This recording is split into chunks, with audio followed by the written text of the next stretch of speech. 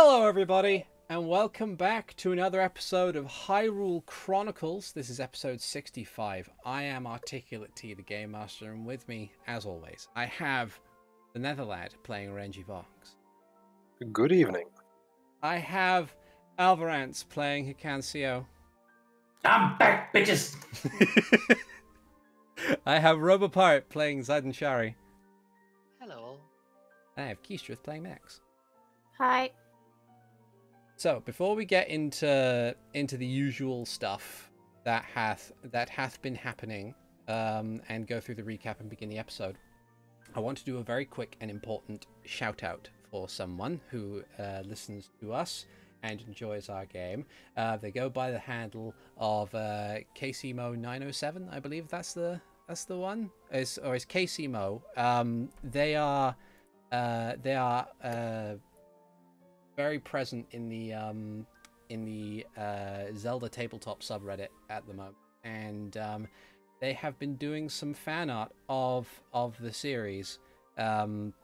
Just very cool. It is very cool, and it's like entire sketchbooks of stuff of everything that's been happening from episode 1 all the way up to the present, which has blown me away.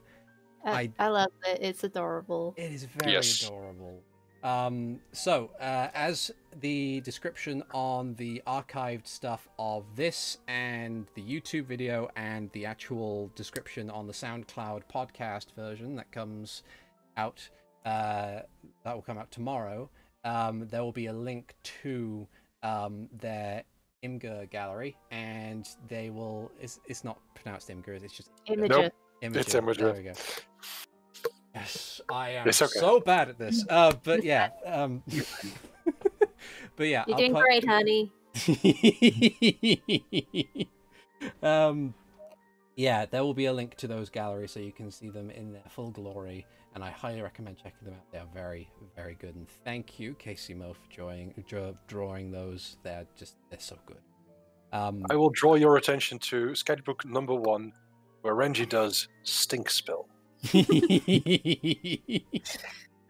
Speaking of, if there's any art or anything like that, like the official art of like Mara or other characters, since he has included those, I sent him Hikan's official art, or them. I don't know their pronouns, but still, they are willing to accept it to fix things. And they even asked me for pictures and videos of the cats, for the blink cats that sometimes appear in the back things. So if you wanted to sit there and share that, or I can get it to him because I've been talking to him off and on Twitter. So awesome. That sounds great. It has definitely made my 2020 a little bit more bearable. Oh yeah, absolutely. Like I remember when I first, because I got an email in the business email. I was like, can I draw you, like, do fan art of your stuff? And I was like, I don't know how to react to this. This is so cool. I especially enjoy the Zora. They're amazing. Yes, They are wonderful. they are very cool. Oh dear. But yeah, so thank you very much for drawing those, and we can't wait to see more.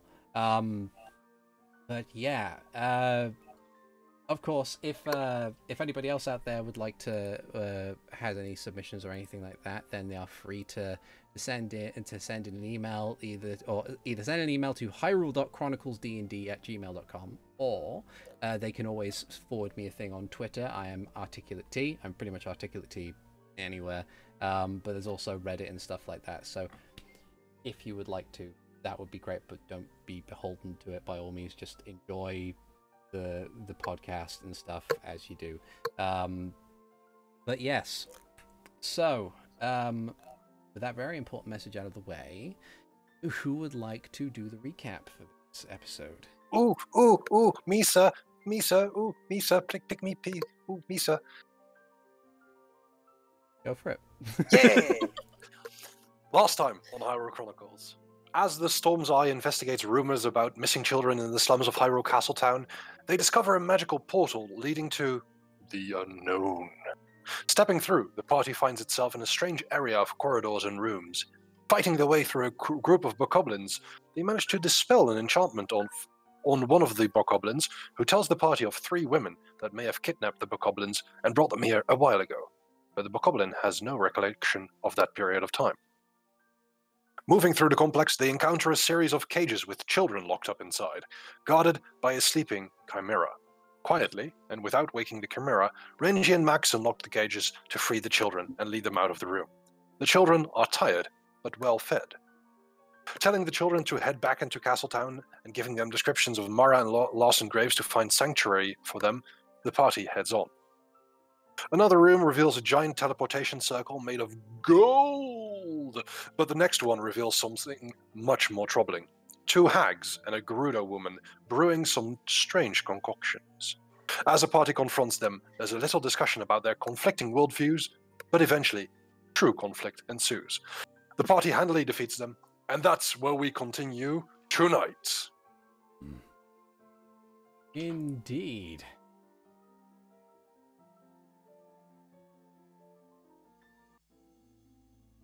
Okay, so, very quickly, there we go, which is a brief blip. But yes, so, you have just now vanquished Zilla, and her haggly companions. The writhing, churning thorns that made up the most of the floor of this room simply cease, and lay inert. There is, the reason why we haven't gone back to the map just yet is because any other conflict things going on there. You've pretty much beaten everything, but so what do you guys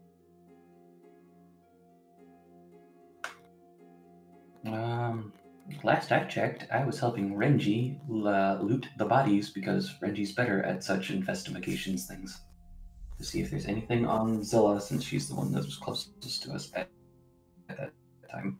Other than that, I think we probably should look for more evidence. Since Max is the lightning coming out of Max is not slowing down at all.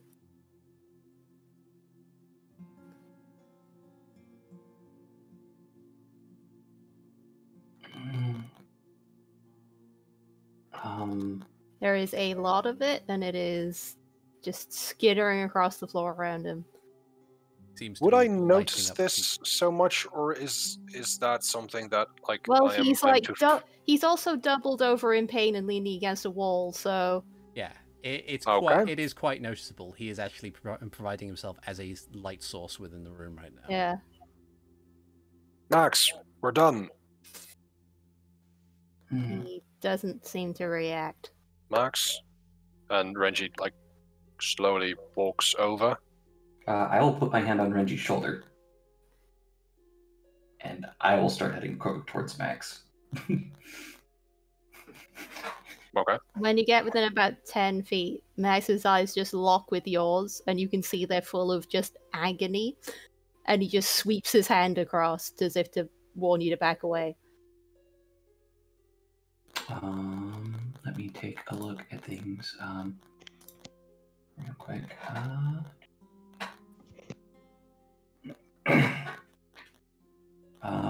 Hikan will stay slow, kind of just have his arms out, and just be like, "It's okay, Max. Let's try to take some deep breaths, and we'll just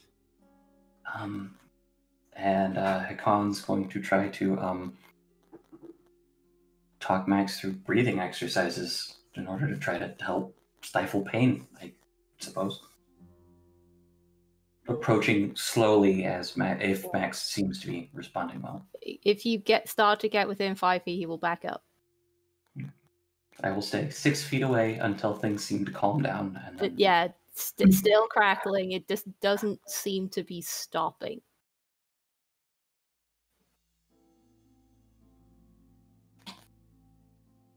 Give me a Constitution saving, Max. 10. There's a part of you that is just kind of trying your best to really kind of like try and get it under control. This is, as you mentioned, this is a lot of power, and it's scaring you that it's gotten to this point. You try to go through the breathing exercises that Hikan provides, but it's rough going. Your anxiety and fear about your own power is getting the better of you. You start to hyperventilate. Like little flecks and bolts of lightning that would be ordinarily your lightning breath just kind of spark out in front of you as your breathing increases.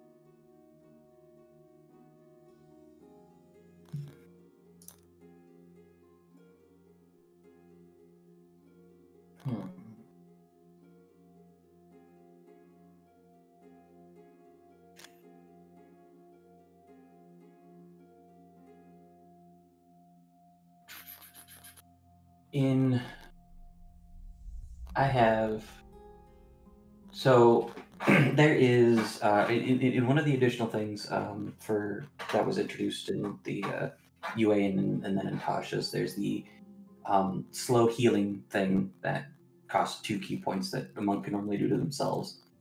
I know that Max does not want me to get closer, but if Max is panicking and the rest of it, I have 2 key points left after that fight. I will say that mechanically, right now, Max is basically perpetually casting Shocking Grasp on whatever comes within 5 feet of him.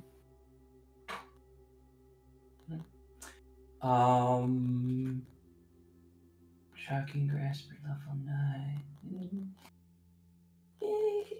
You know what? You said that Max is doubled over in agony, right? Yeah. Okay. So Hikan to start. And you approach him does make him look more panicked because he doesn't want to hurt you. But Hikan will sit there and he'll go. Okay, this is just gonna be like after the sewers. Okay, I'm gonna try to help, and he's gonna start rubbing his hands together. Okay. Just want to help, and we can get past this. And then I'll take a step forward. Okay. So if you're casting Shocking Grasp, go for it. Good thing I missed. Yeah, I was going to say, 12 does not hit. Yeah. And so then I would like to sit there and just kind of... where I know that Max is more comfortable with being touching, but probably closer to like his chest, like the sides or the back kind of thing, is where I'll sit there, and then I will try to kind of like what we talked about before the stuff of try to help channel it in a sense where it's a bit easier to control, like in a combination, like not stunning strike, but more of a chakra healing type of thing. Sort of calm emotions sort of thing. Calm emotions. Put the I rest like of it. that I've accidentally set up groundwork for your upcoming change. Perfect. It's perfectly fine. I love her. This is great. But yeah, so you you focus your key. And I will spend my remaining key to assist with this. Okay. Okay, you place a hand, you channel your key in order to help focus chakra. Max, give me another Constitution saving throw with advantage. 13. Okay. It's... I can't save this +7. It's slow going. Mm. Like it feels like it takes an eternity as your breathing begins to slow. You feel like a lot of the pain that's coming from all of this lightning kind of alleviate itself, and the actual the energy begins to kind of course more through the floor and the stonework of the wall. But after a while, you manage to get it down to a level where you could probably deal with it. Like it'll take a while for you. Either you'll have to try and find somewhere in order to unleash all of this power all at once, like to just drain your batteries, or you'll have to kind of just let it continue going until it calms down by itself over the course of what you probably think is going to be hours. But at the very least, it's not so much pain and fear that you are unable to move from. And once that stops holding him up, Max just collapses, like, into a boneless heap. Just exhausted. It'd be one of the things where, Hikan, like, as you're about to collapse, it's like, okay, Hikan goes, okay, and just, like, tucks under your arm. And, all right, here we go. And since you're closer, you can see there are more scales on his neck now, which are, like, visible up to just below his chin. On the sides. How do you feel about scarves?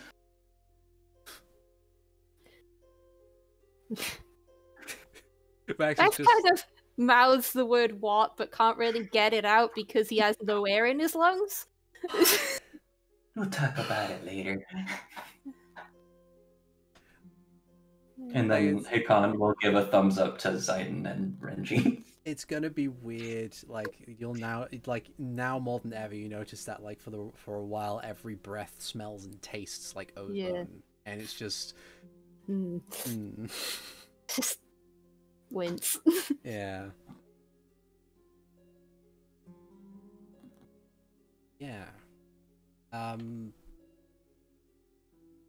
With Max somewhat successfully triaged. Yeah. Do you commence looking for further evidence? Renji would have like spent that entire scene just looking nervously and hoping that he doesn't have to intervene. I'm glad that he doesn't. And then he starts investigating the Gerudo. You find, surprisingly enough, that the Gerudo and the Hacks, each one lacks anything in particular. Like, they had, like, cooking utensils for the use on their cauldrons, but whatever was contained within the cauldrons kind of been lost, with the exception of one, if I remember correctly. One of them wasn't knocked over. Yeah. The cauldrons themselves contained this foul-smelling green viscous liquid that kind of just bubbles lightly from the fire that sits beneath it. It's so thick it kind of like stretches a bit, like it's almost like melted cheese almost in its consistency.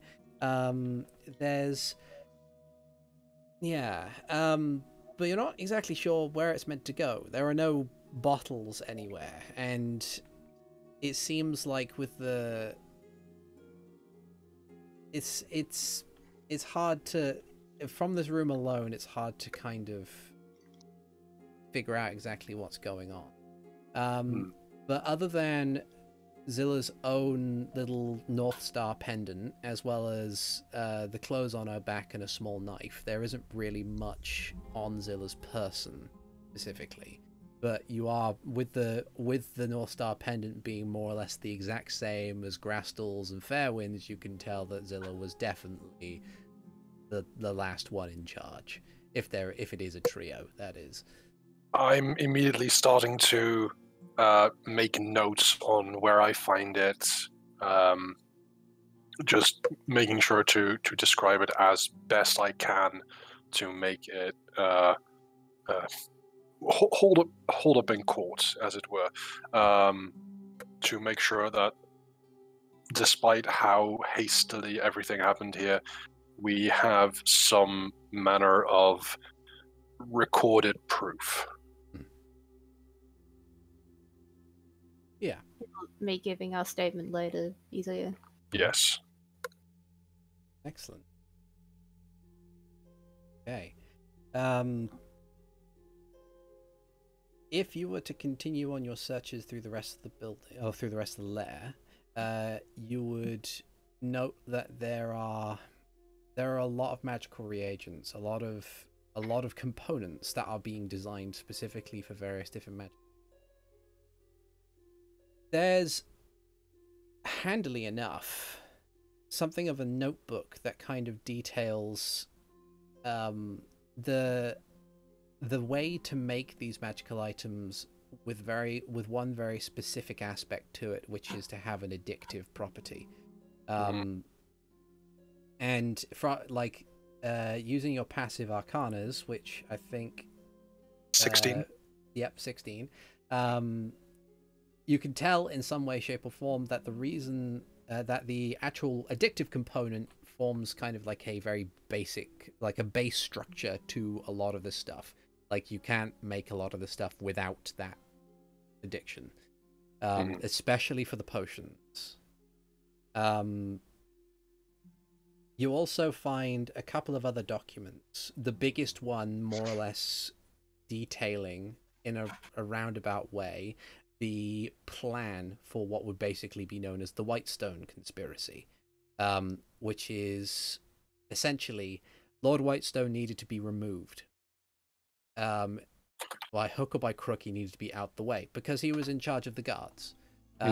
He was in charge of the law enforcement, and he was very dedicated to his job.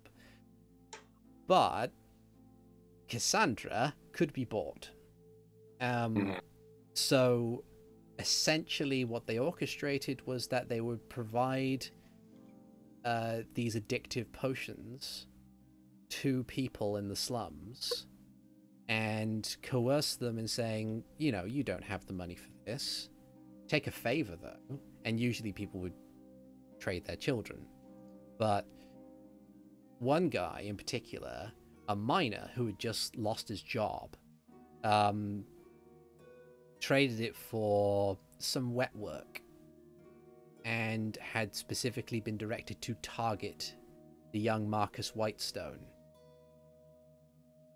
Stricken by grief at this point, you remember from the actual police report, the guards report afterwards, is that this miner then, like, crippled by grief and addiction, took his own life.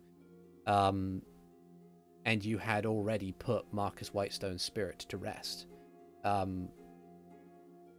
But the grief that this caused Raphael Whitestone ultimately was too much, and it was suggested by the ever-helpful Cassandra Summerborn to convalesce for a while, find his bearings. Word went up to Drumnik, where Eric was informed of his little brother's passing, and Raphael then went to a home that he had in Green Hills, where he would remain until he was emotionally capable enough to take up the reins of lordship again. At which point he passed management effectively over to Cassandra, who would then do all the stuff and make sure to move guards around in order to make Zilla's job in Castletown significant.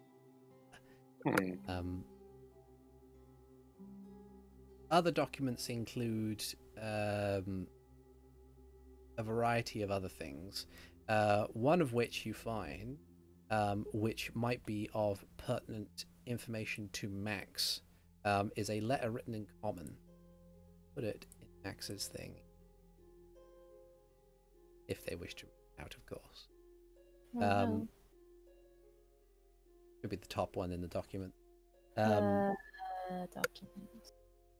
It's written in common.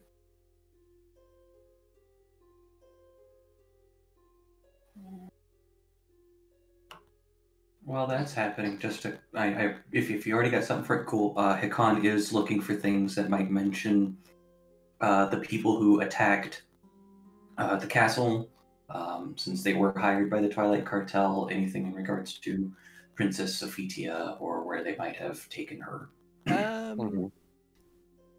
There is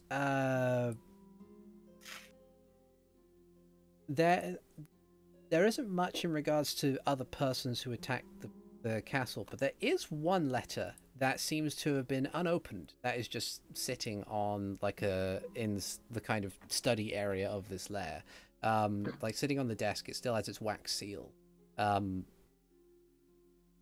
Is the seal familiar to anyone? The seal is not really familiar to anybody. It's like a very basic. It's the equivalent of a fleur-de-lis.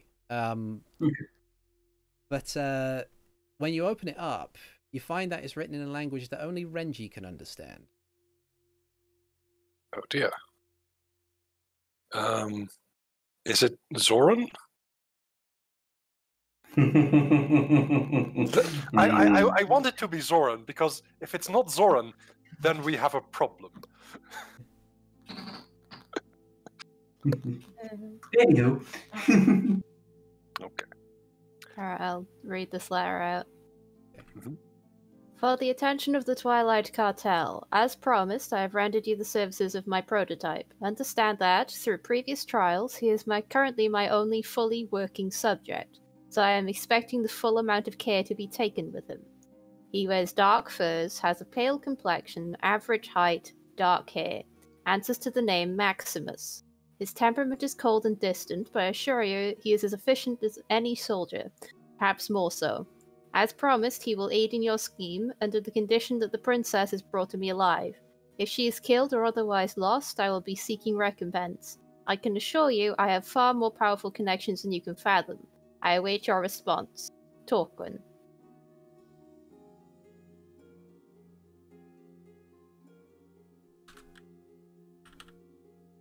And Max reads this out. I assume you guys are just reading it, because Okay. Max is out of it right now. Hmm. Well, you can hear what's being said, but there's no reaction in his face. Okay. I just look at Hikan and Zayden. Good news. Princess isn't immediately killed. Fuck.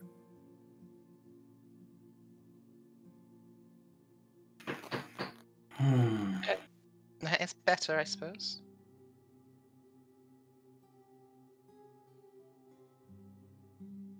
Okay. We got at least. Yeah, we know kind of where to. We have a goal. That's the term. Hikan's thinking it over, but he's still next to Max in case Max needs anything. So. Yeah. Okay, I've put the note in, or the short letter in Renji's journal.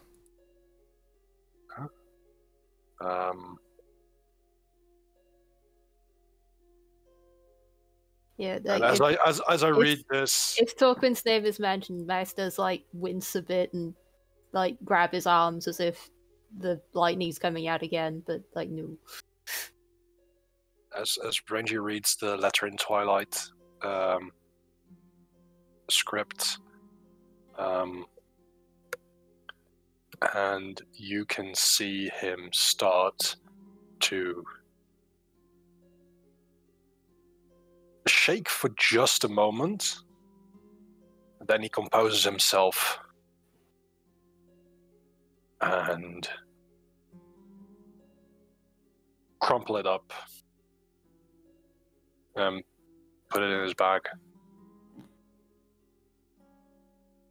Well, we better find Cassandra. Because apparently, that warlock filth is her dear sister. Ever heard of Delilah Summerborn? As far as you are aware, you had no idea Cassandra had a sister. Delilah Summerborn is not a name that you've ever heard whispered among the... When you ask that, there's just a very weak, why would I know? From Max.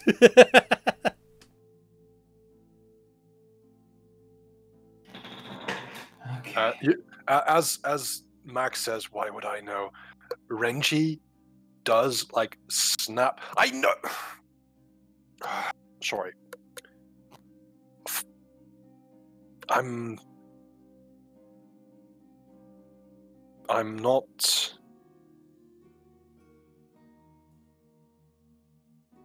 This is a rough situation for all of us.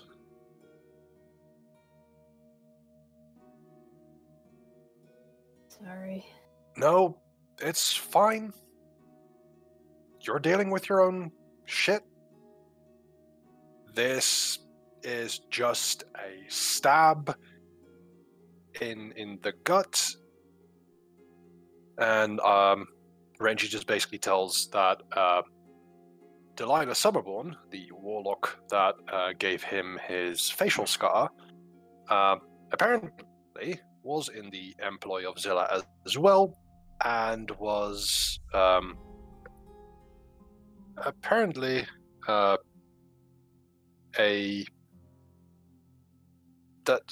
she wants another encounter. She says that she would be disappointed if I were to die so soon. That doesn't really sit well with me either. All right. Okay. I go ahead and like lean forward in front of Max after you get him down. All right, let's go. And I'll give Max a piggyback ride. You do find Max one. just doesn't react. You do find one more document, which is a what looks to be a receipt. I'm just putting it. Okay. Okay. With Renji just looking around it, pick it up. Order for 30 pounds of silver powder, 1 kilogram of human bone, 1 kilogram of Gerudo bone, 1 scroll of animated, 1 scroll of dance macabre, 1 scroll of glyph of warding, 1 kilogram of diamond dust, and 10 feet of desecrated cloth. Oh no. This is an order for lots of skeletons and raising them for use in Lord Simeon's graveyard.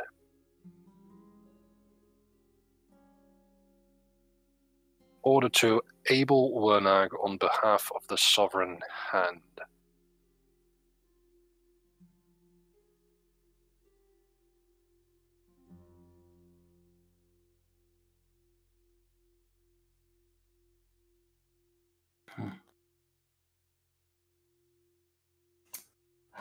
Okay then. Let's get this to Mr. Graves and let's see if we can get Cassandra. Good idea. Were there any doors or anything that seemed to have led out? It doesn't appear to be. It seems that the only way in and out was that teleportation circle that you found. The one that let you in. Okay then. Okay.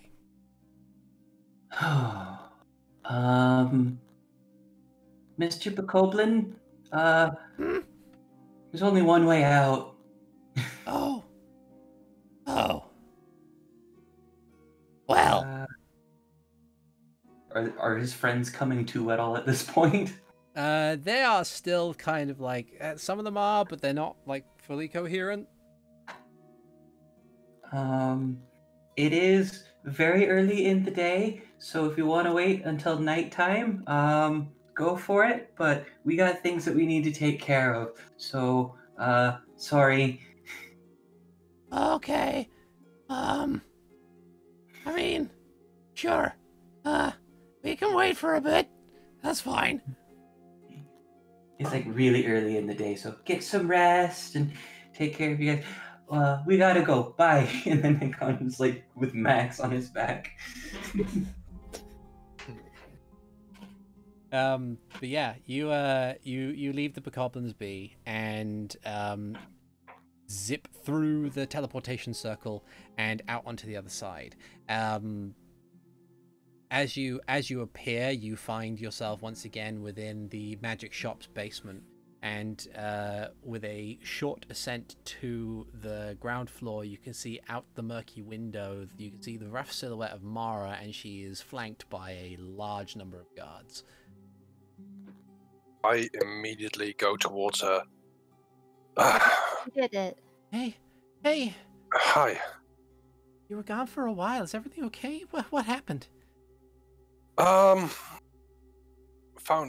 midnight. We have credible evidence that suggests Cassandra Summerborn was into some deep shit. Is she still here?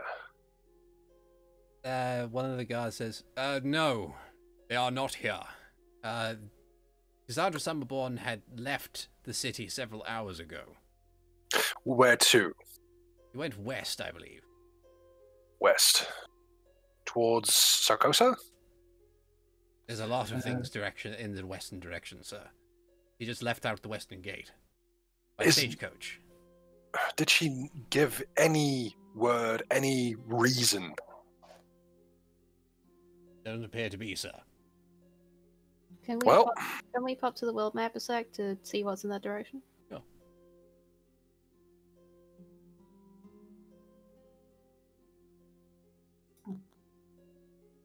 So if you travel... Going to Automark. Yes, definitely. To the wall. Yes.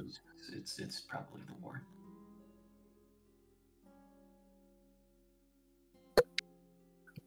We have... Yes? I was going to say, with two of you having fairly high passive insight, probably gather that Cassandra has likely, like, after you went into a room, like, you encountered her and took documents, and then she tried to trap you in a mirror. After you left, chances are she probably would have thought, yeah, I'm probably rumbled, and left westward, where there are a couple of villagers still who are defying the royal family, and what better place for a found out traitor to be than on the rebel side.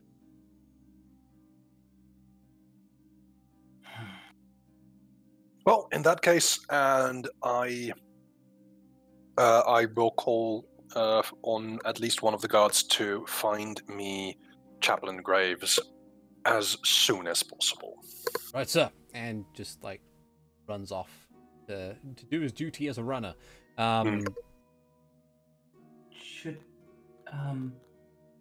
Would it be a good idea to try to get one of the Castle Sheikah to tell them right now, too?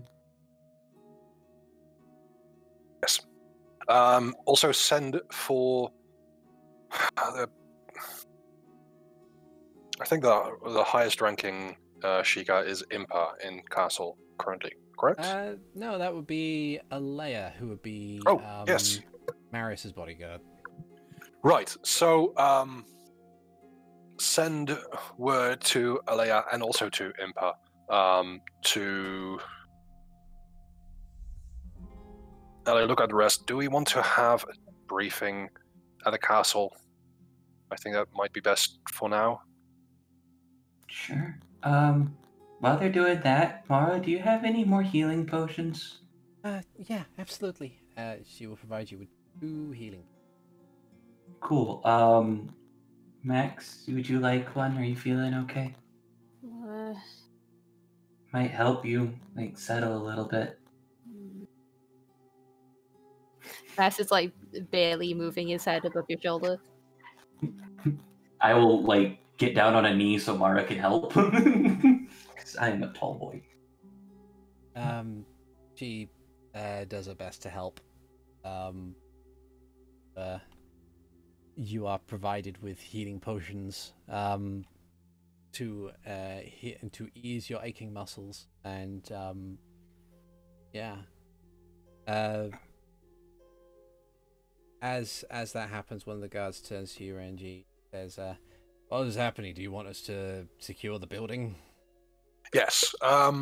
There is a magical portal in the basement. Right. This leads to as far as we can tell, secluded, or it may be a demi-plane. We're not entirely certain. It could be just a different place on this plane. There's one bokoblin left, right? Well, there's a few of them that There's are a few still of them. alive, but they don't like they were kidnapped too. It's really weird. They won't. They don't want to fight. Yes.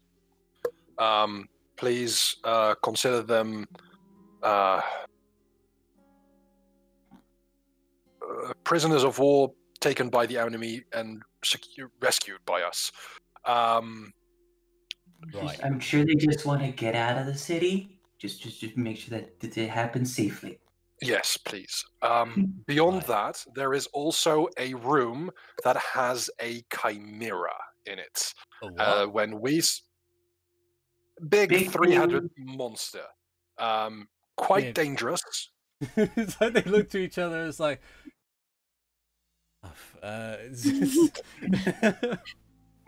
I point. I'll make sure that they get directions to that specific room, and that they shouldn't enter unless they are absolutely certain that they can handle that.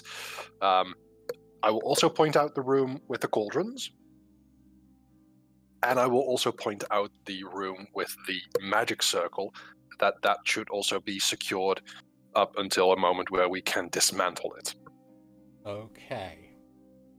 Like I'm like the guy who's like deferring to you at this point just nods and says, "Right. Well, come on, lads. To the unknown." And then just like the clank, clank, clank, clank, clank. This small platoon of guards just just enters the building in order to secure it. But yes. Over the course of the next few hours, as the sun rises, there is a lot that happens. Firstly, as you mentioned, messages have been sent straight to Hyrule Castle in order to alert a lair and Impa. The message you get back is more or less, "Thank you for the information. We will call the council briefly to discuss this, but it may take some time, and considering the information you provided, they want Nihilus back here, and he's still out at the moment. Right. So it might be a while before he returns." As far as Larson Graves is concerned, he calls up, he comes by himself, fully armor plated with his spear and his shield, and he's ready to go. When you inform him of the Chimera, he leaves again to get the rest of the chaplains in order to like the whole retinue. I like how seriously he's taking this. Yeah. It's like, here comes the man in black, and then here he comes with the men in black. Yeah. So yeah, this appears to grab the chaplains, which is, I think, totaling a number of, I think it's one for every deity with the exception of Lord Jabu Jabu, Melania, and Lustrig. So that's a lot. It's a lot of clerics. It's a lot of level 5 clerics. Bury the Chimera in enough level 5 clerics, he'll die. Yeah. Actually, economy's a bitch. Yeah. But yeah, they take care of the Chimera, and they gather up the rest of the evidence as well. There is a brief moment of calm over the next few days. Through additional note finding, you find that it was Zilla who had ordered the Silver Brothers to attack you on Snow Peak. Interesting. It was not Grastel. In fact, after a while with your insights, you kind of come to the conclusion that the argument they were having was that I forget his name. The Zora Barbarian. Yeah. That guy was having an argument with the Silver Brothers specifically to be like, we've got this handled. Don't, like, you being here messes everything up. But yeah.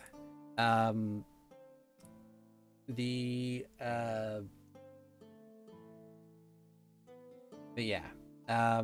As all this information comes about over the course of the day, town criers calling out that Cassandra has been made out to be a traitor, wanted for treason and aiding and abetting regicide, and a lot of stuff happens. You notice over the course, like Zayden, since you frequent the slums on a regular occasion in order to feed people, over the course of the next few days, you notice that there is something of an unrest as people who are attached to these addictive magical items no longer have the source of their addiction anymore and have to face the consequences of going cold turkey, like out of the blue.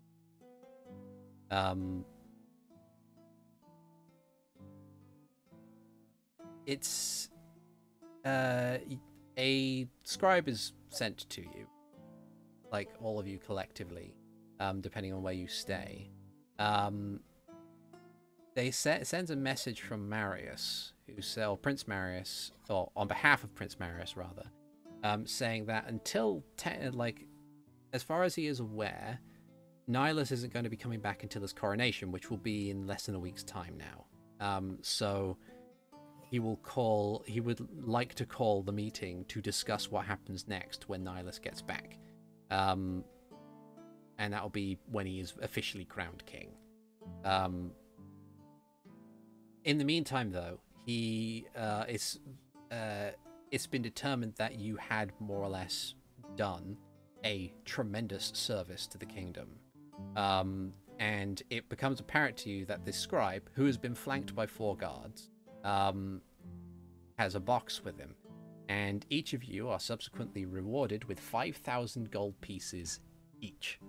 In addition... money.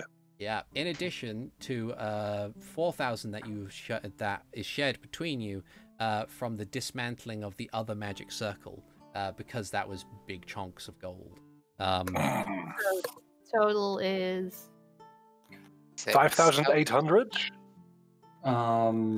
yes. Is Mara getting? Yeah, because Mara's getting including Mara and all of that. So yeah, it's 5,800 gold pieces per person. Okay. Okay. But yeah, it turns out that in that regard, because Mara helps with it, she explains that the magic circle in the other one was more of a gate than anything else. It was specifically designed to go to other planes, but the mechanism was faulty. Above game, basically that room is, if you lit any of the torches in that room, I'd roll on a table and something from a different plane of existence would topple out and you'd have to fight it. That sounds like fun, but I'm glad we didn't like the torches. It is a good thing that all of us have dark vision. Yes. I was Yes. thinking that, yeah, we might have lit it if we needed it. Yeah. But yeah, in that particular instance, after all that is squared away, and the rest of Hyrule Castle Town gets ready for the coronation, you are given more or less a week's worth of downtime. you have basically said there's nothing that the castle needs from you now. Just relax, wait, and we will call you after celebrations have occurred. Mara says that she's got a lot of paperwork to do, and we'll be spending that week in the library to make sure that that stuff needs to be done. But as we are getting into our weeks-long worth of downtime, let's see what you guys would like to do. We'll start with Hikan. What would you like to do in your downtime of a week? Hikan is going to be spending most, if not all of his time, including sleeping and things as necessary, at the Temple of Etheria. And there he's going to be doing kind of like what he did when he was asking Zayden how his magic works or how things like that. He's going to be asking things about faith. He's going to be like gods and stuff like that, like he was asking Tyrina kind of thing, especially since he already has a rapport with the clergy here. Yeah.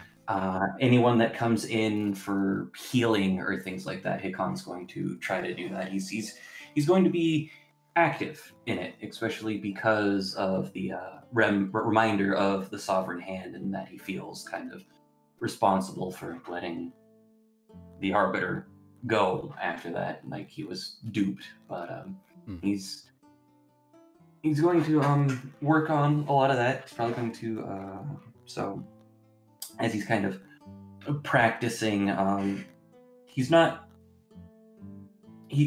into as much of the drinking. He's learning how to do the herbalism kits. He's still going to use his brewer supplies for stuff that he needs to, but it's just generally he's focusing on changing his skills to be less evasive, dancing around about healing or figuring out things along those lines. He and we could do shopping at the same time if everyone would like to. He would like to get the cloak of protection kind of more into like a full cloak instead of kind of just the thing that's on there, like a lightweight coat instead that kind of just wraps around his body. Okay. And if he can, either he'll go to the tailor or he'll go to Uriel himself, and he'll get a. Whereas on the back, it'll be the Sheikah eye still on the front. It'll be the symbol of Etheria on the chest, kind of like on the lapel. Yeah, that's cool. Your time spent at the temple is a fruitful one. Granted, it's not as populated as Hylia or Din or Nehru or Furore. It is quieter, but at the very least, you are learning a lot. You are learning a lot from what is currently what comes in and requests aid. You learn a lot about how the philosophy of Etheria operates. And there are those among the clergy that are very zen in this factor. Like, there's a lot of there's kind of two pervading kind of ideologies among some of the priests in the temple. One of which is life matters. Life and death are out of balance, and life matters. So live life to the fullest. And they're very much like Tyrina in a sense, where they are just enjoying it and being rather boisterous. And then there are others who are a bit zen and kind of just, why let things worry them? Like, everything that's meant to be is meant to be, sort of thing.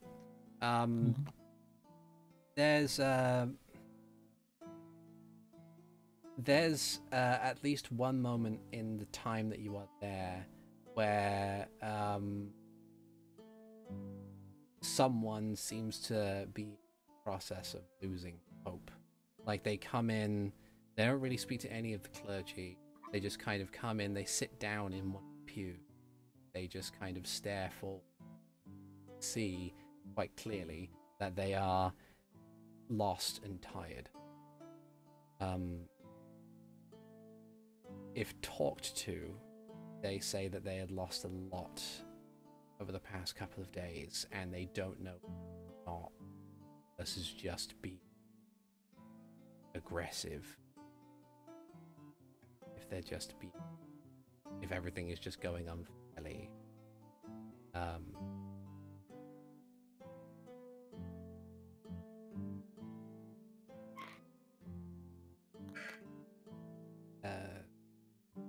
They just kind of, as they kind of tell this to you, what would you? So as they kind of walk in and stare forward for a little bit, you know, Hikan in his just kind of comes over and sits down with them, you know, comfortably away, social distancing and all that. And he listens. He goes, well,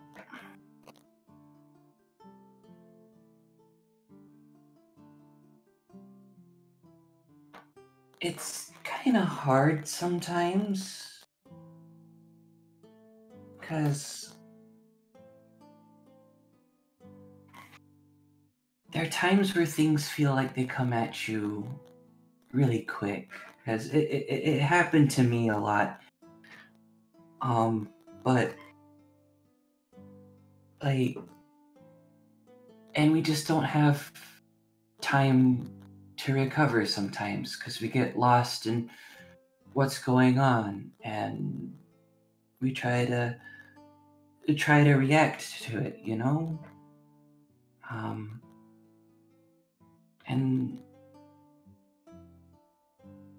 I don't know if fair is a good way to put it, because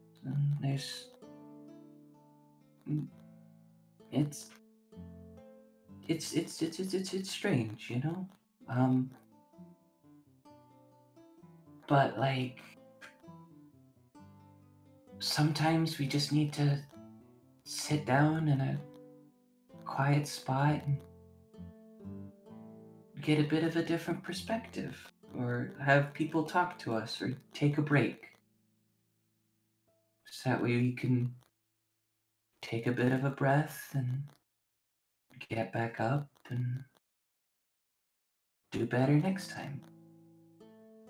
Like, that's why I came here. It kind of helps. I think I can help my friends a bit better now, and I have opportunity to, you know. I mean, what? You lost a lot. Is it work? Was it somebody close to you? Hikan will kind of just go forward, poke at things, and figure out relating things. Like if there's family, Hikan will say that, you know, like, well, I was sent off from my family years ago, kind of thing. Try to get a rapport for a relation, kind of thing. Yeah. I lost my job too. My patron was killed in his own graveyard, you know? Sorry. That may be too relatable. Maybe. Whose patron hasn't been killed by a cult, by undead in a graveyard? I mean, it's way too common. It's almost a cliche. Happens every day. Mm-hmm. Terrible tragedy. But that's part of the beauty of Hikan, is that he will sit there and actually say things like that, but try to make it in a relatable sense. Like, you know, maybe I don't have it so bad. So just past months, you can stop patrons being eaten by undead.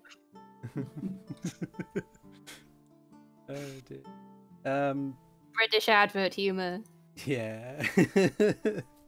But yeah. Yeah, as you kind of poke and prod, he opens up a bit and gets into a conversation with in this entire process, just kind of finding your outlook significantly helpful in that regard. Just finds it comforting almost.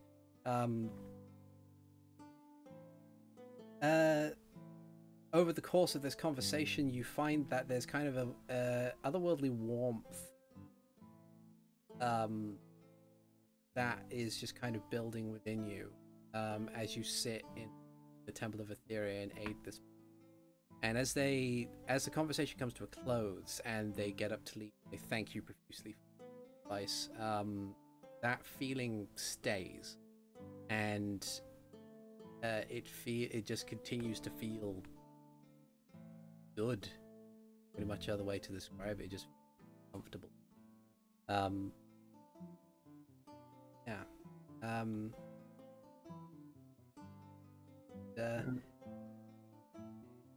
Each of the members of the clergy within that area kind of just they see that goodness within you and find it and find themselves just talking to you more and opening up a bit themselves in order to kind of just welcome you as a part of the fold, even if you've only short time. Yay! As the guy is like getting ready to leave, Hikan will go, "Would you like some sacramental wine? I made it myself." Sweet sacrificial wine. Delicious. Caught off guard by the initial aspect of it, he does relent and joins you. And it is 17 wine. That's a very good vintage. Yeah. Very good vintage. Very nice. But yes, that pretty much kind of goes through with the work that you've been doing for that week. So who's next? How about we go with Zayden? What are you doing in your week off? Zayden is going to go traveling using the newly acquired power of Tree Stride. Okay. To go fairly long distances. They're going. Wait, actually, no, before that, they are going to talk with Uriel about grinding down a 500 gold piece diamond into a 500 gold piece of diamond dust. If that is a thing that they can do. Uriel kind of like raises a brow, and like it's not like a case of he doesn't know what it's for. He is aware that that diamond dust is a spell component, but it's like a Well, I mean, there is the diamond in the rough. There is, yeah. If that is too much for trouble, I can just buy the dust. This is Zayden saying that to Uriel. Okay. I mean, it's not that it would be difficult. It's just that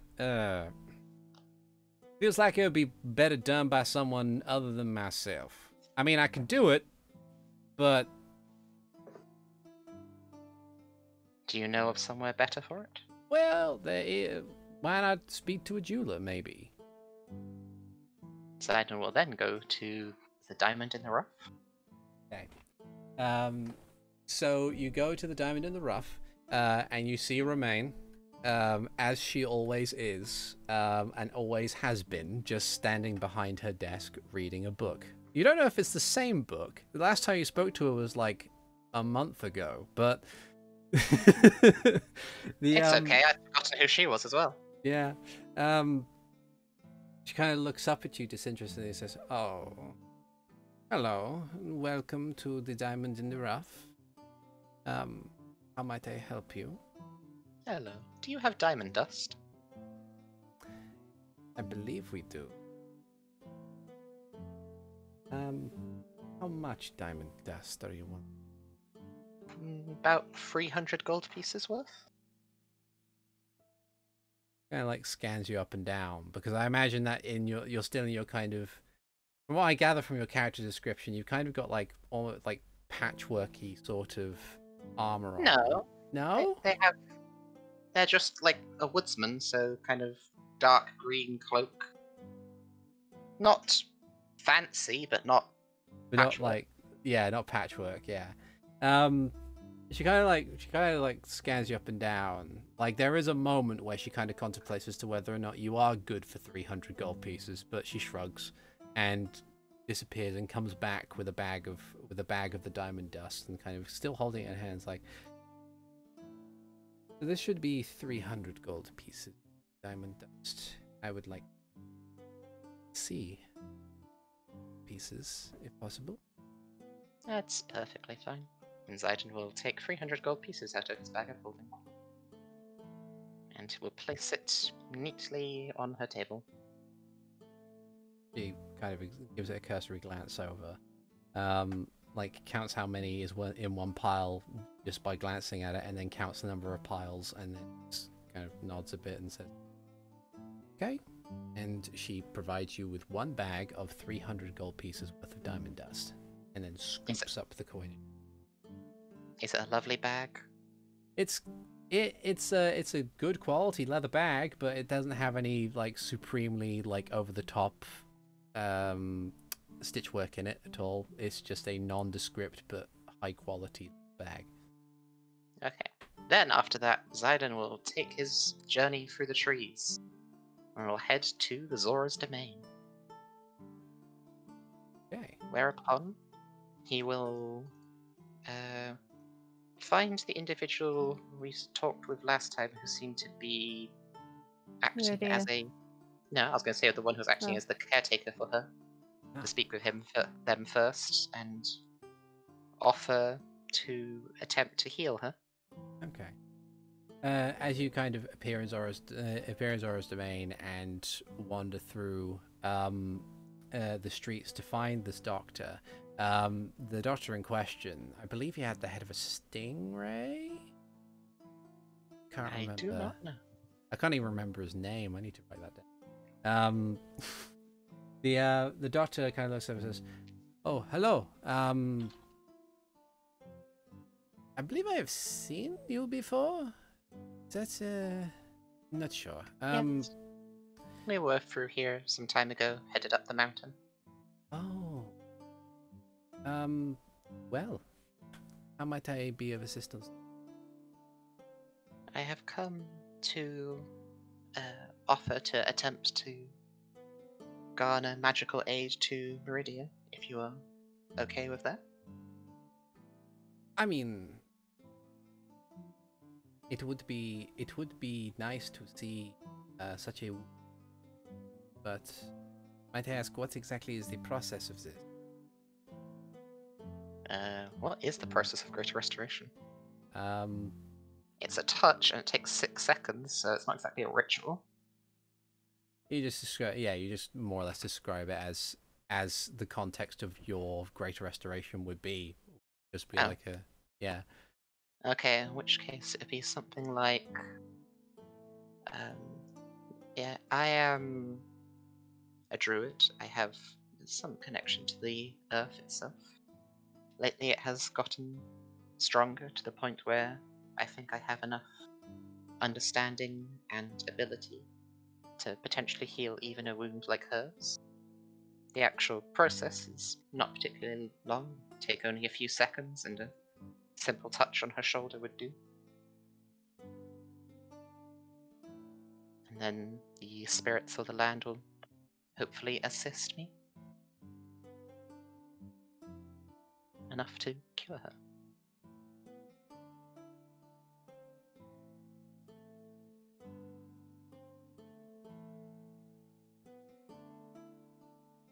Very well. I thank you for asking for permission first, but I believe that is something that best for Meridia herself. Let us go and see her.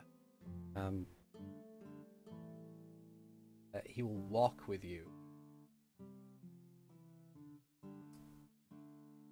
to the Snoozing River. Like, the way you said that made me wonder if his normal mode of transport would be swimming. Like, I can swim. He just walks with you down the street. It's just... See, I could turn into a shark. I can turn into a killer whale if I want to. Please don't. don't forget fit. Yeah. But yeah, you walk down the street and head into the Snoozing River, where it is more or less like the open plan room is as empty as it usually is. See Meridia behind the counter says, "Oh, hello. Welcome to the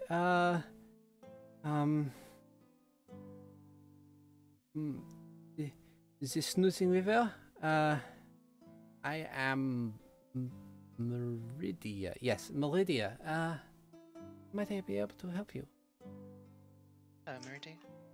We were here through some time ago, and I have come to offer a potential source of healing for your mind, if you are willing to accept.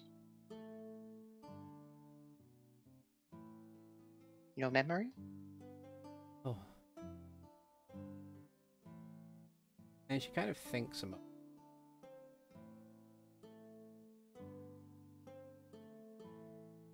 And like after a moment she kind of like takes a little journal from beneath the counter and puts it on the table and then begins to flip through.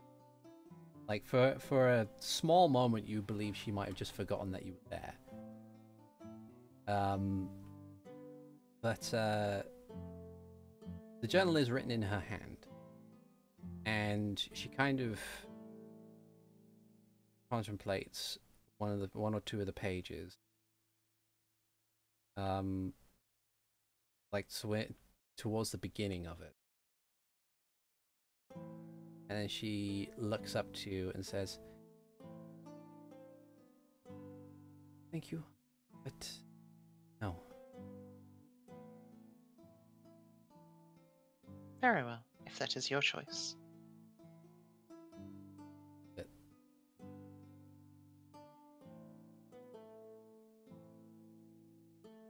Spent a lot of my own time reading this I'd written.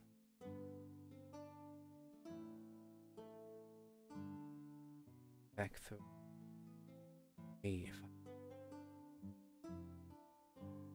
I find this is heartwarming. You are very welcome. And if I ever am through again, do you wish otherwise, do let me know.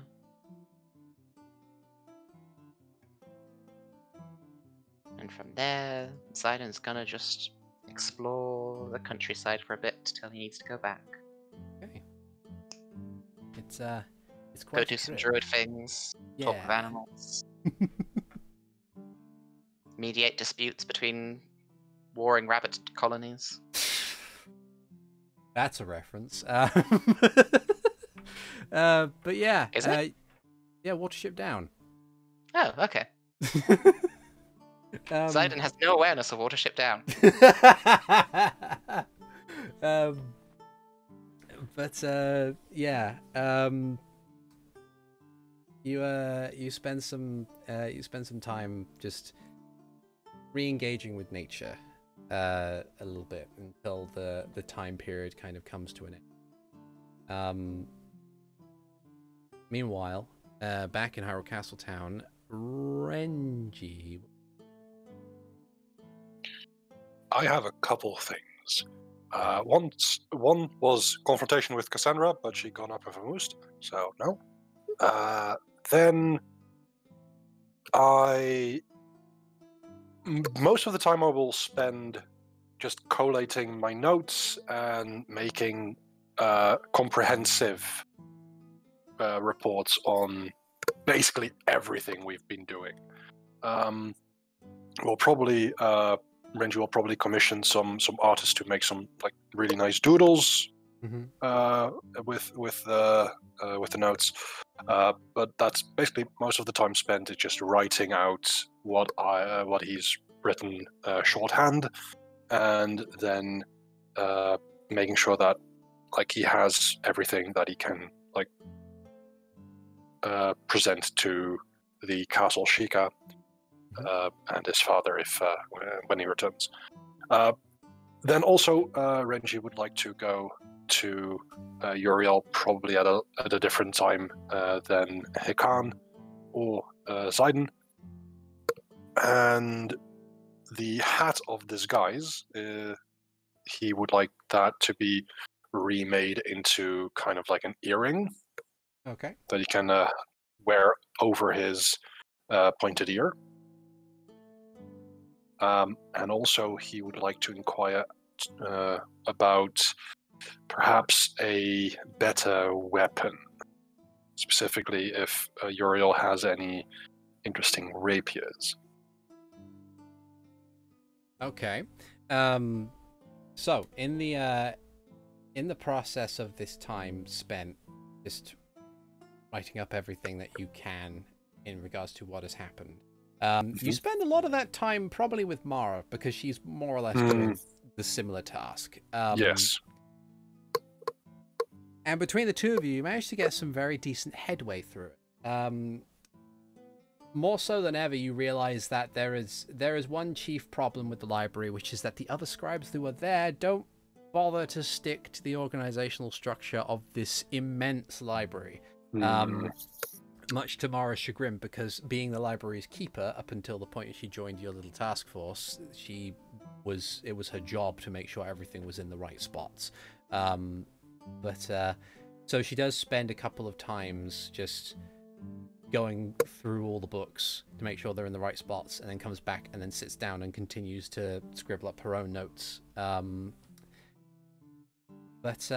Yes, it does take a while, but eventually you manage to see the other side of it, and as you kind of get up to head out of the library, you push open the doors and wander into the amber backdrop of the Twilight Realm briefly as the doors close behind you. And as you kind of stand and probably roll your eyes, there is a familiar voice that crawls its way up the back of your neck and into your head. Renji. Harvester. Never a pleasure. You've been busy. Yeah, what are you up to? What do you do here? I mean, just watching people, or occasionally putting them into your weird ass domain to, I don't know, breathe into their necks and whisper in their ears? I have my own tasks to occupy my time. Right. Do you also do this with Delilah? Just wondering. Not as often. Oh, so I'm your favorite? Oh. I don't know if I like that.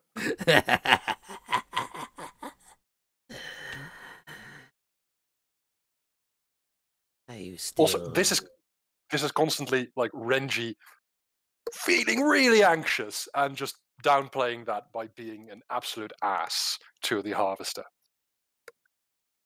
Are you still searching for a way out of our little deal? Well, if I wasn't, then I would have concluded my search. Yes. The chimera that you found would have done somewhat, maybe. But you had to let that one get away too. I'm wondering if you're even trying.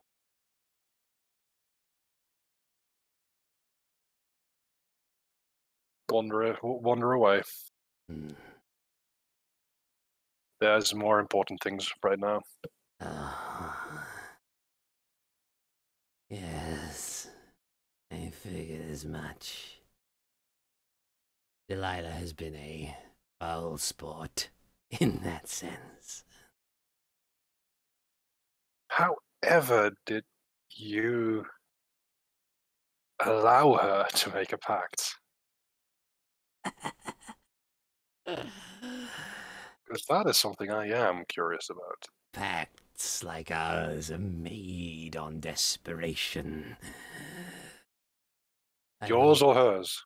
The path to power is often a terrifying and tricky one. She had already bequeathed her soul to another entity and thought, in her own way, that she could maintain her freedom while retaining that power by also cutting a deal with me.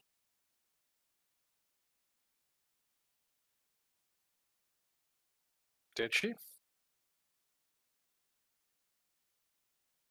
I do so love conflicts. You may have noticed, but I am a rather vain person. The fact that she cut me, I don't mind telling you that that is a deeper slight than it really should be, but it is. Oh. Care to tell me where she is so I can repay that favor?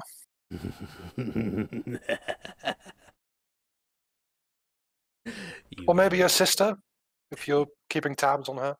You already know the answer. Why do you bother asking?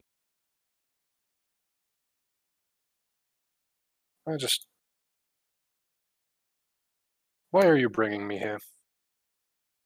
To give you one final chance. Final chance for what, exactly?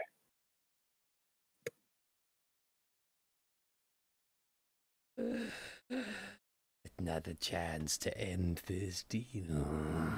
I believe the terms were that you would find something rare and powerful to draw into my domain. I have not forgotten those terms. And then I would tell you exactly the mechanics behind severing our little partnership. Yes. Fates would have it that in due course you will have the opportunity to acquire such a creature. It will be beyond the lands of Hyrule. You will know it when you see it. But if you wish to end this deal, it is adamant that you take this creature's life with my sword. When I have it, I will contact you again soon. Inform you of the terms of our departure. Do I make myself clear?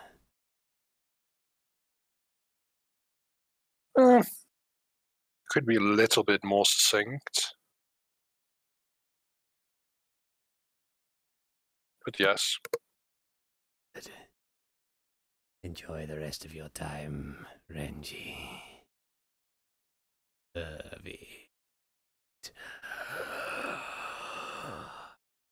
And then the amber glow of the Twilight Realm kind of fades away, and find yourself kind of still standing in the corridors of Hyrule Castle.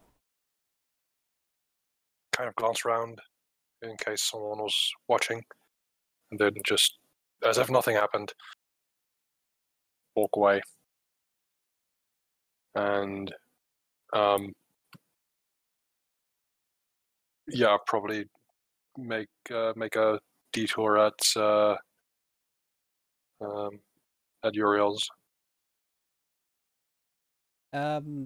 Uriel says it's fine. He will change the appearance of the hat of disguise and turn it into an earring for the cost of 200 gold pieces.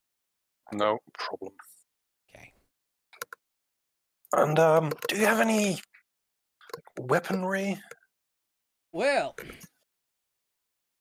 what kind of weaponry are you looking for? Something quick, something nimble. I can handle like wieldy, unwieldy weapons, but I would prefer to have something that I can move with. I see. Well, I do have a variety of enchanted swords of the lighter persuasion. We got some rapiers, some scimitars, some short swords. Do you want... I'm most comfortable with rapiers. Okay. So, And I conjure up my own, and say, now, I have my own magic to enhance this, but I was hoping to find something that is of equal or greater strength than this. I see. Interesting. Let me have a little look. And they will you'll have a glance around through his acquired items, and will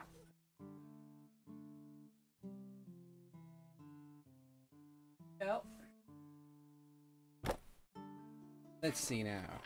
So you got a +1 to your things? Yes. Okay. So you're looking for something that is just going to be at least a +2. Yes. Or a +2 and an additional effect. Yeah.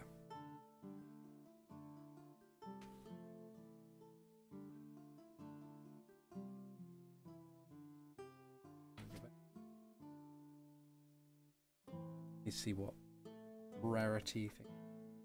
Mm-hmm. Okay. There's a well, and he kind of like looks through his things and he says, I have a few things that that might be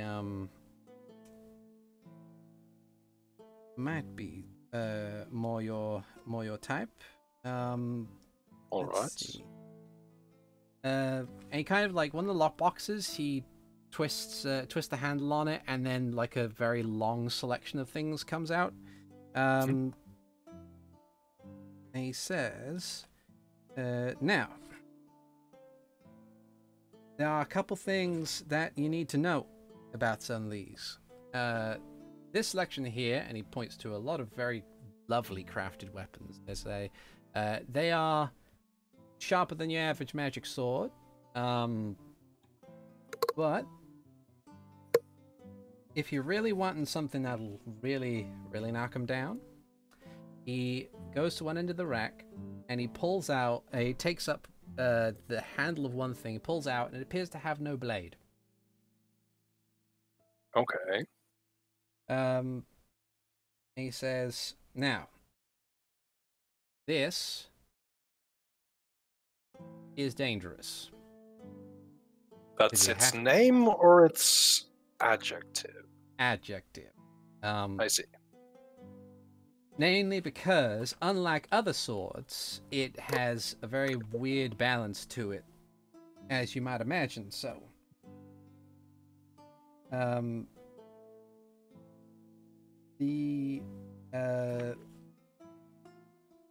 the key thing here, as he says, he waves it around, says that adjusting it will take a little bit of time. It'll cost you 4,000 gold just for it by itself. 5,000 if you want to change one of the key properties of this weapon. But all you do is you flick your wrist, and he does so, and a brilliant beam of golden energy emits from the hilt as if it were a blade, and says, and then you got yourself a purely magical blade. Very strong, and deals quite a bit of damage. Primarily It because is certainly quite fancy. it is indeed. Call it a sunblade. Because it's rather bright.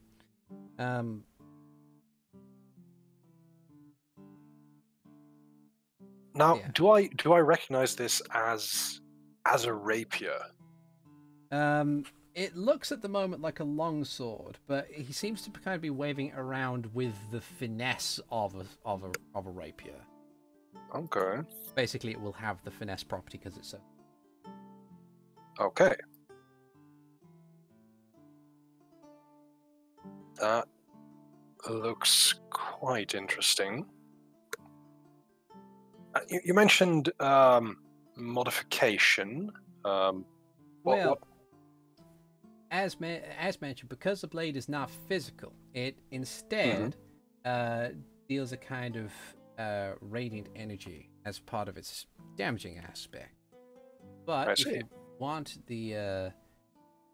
the actual elemental property of the weapon to be adjusted slightly, then that will cost you extra. But I can do that. Doesn't necessarily mean that it will affect undead any more than it currently does. Which it does currently. Because it's radiant energy, and the undead do not like the radiant energy, then it will deal a little bit of extra damage to them. They'll be repulsed by it. Interesting. Okay.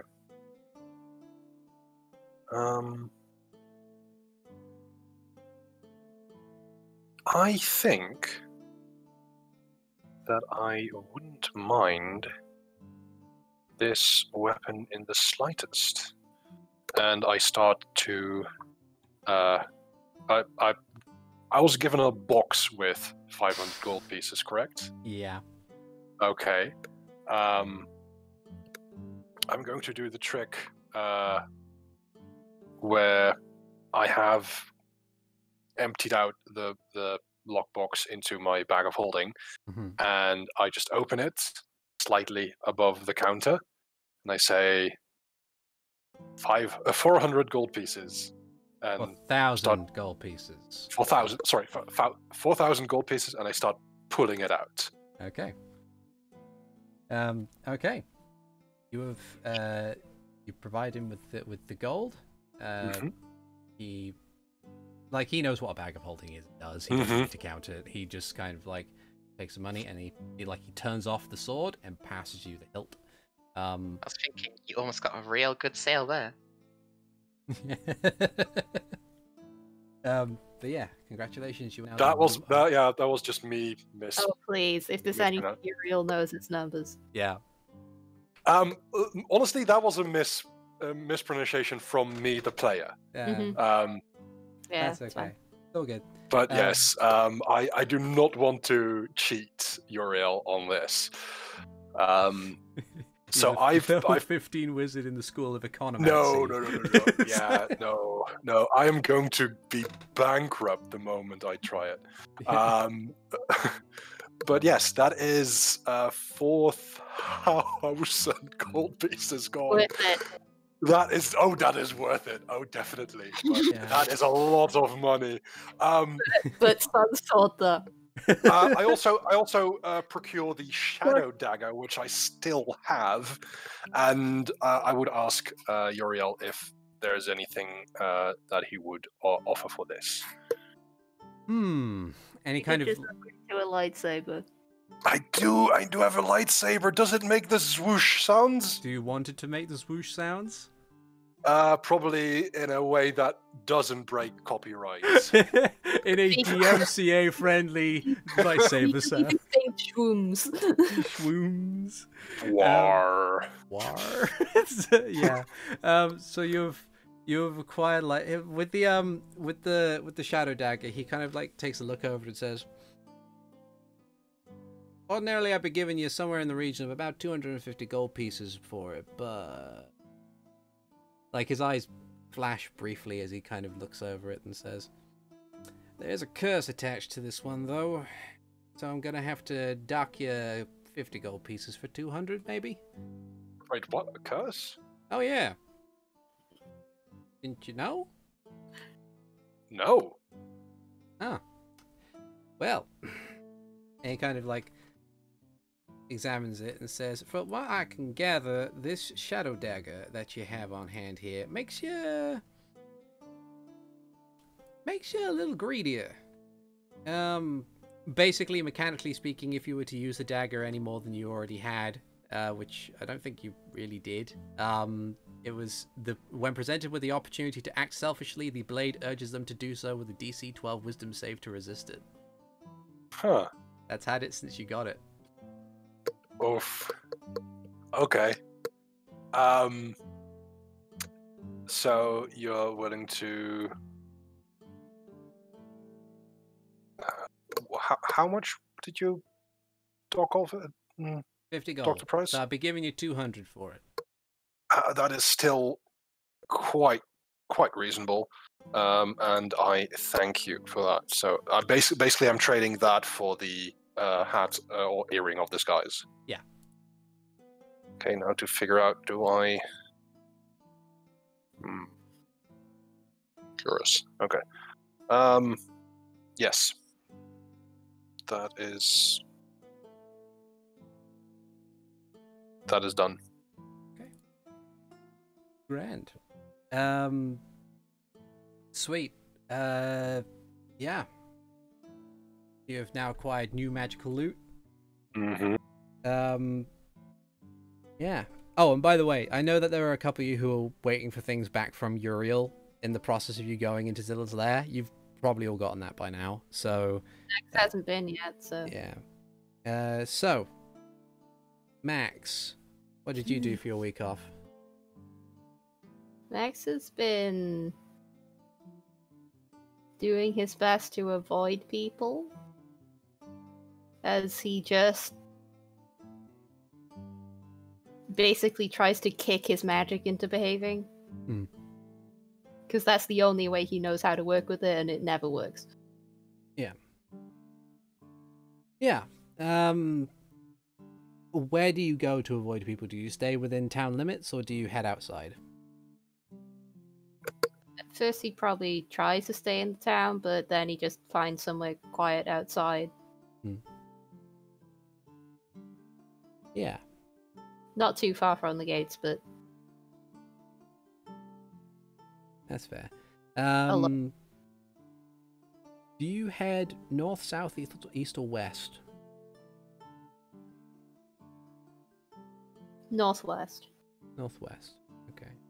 Just kind of somewhere between the two gates, where you can still see the wall. Okay.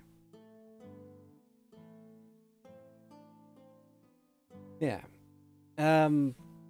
So as you're kind of like sitting and watching the wall, one day, you're kind of just sitting by yourself and kind of quietly contemplating things. There is a clomping of metal boots that seems to be sounding from more northeasterly direction. And as you kind of look over in that direction, you see an individual in full plate. They are fairly tall, broadly built.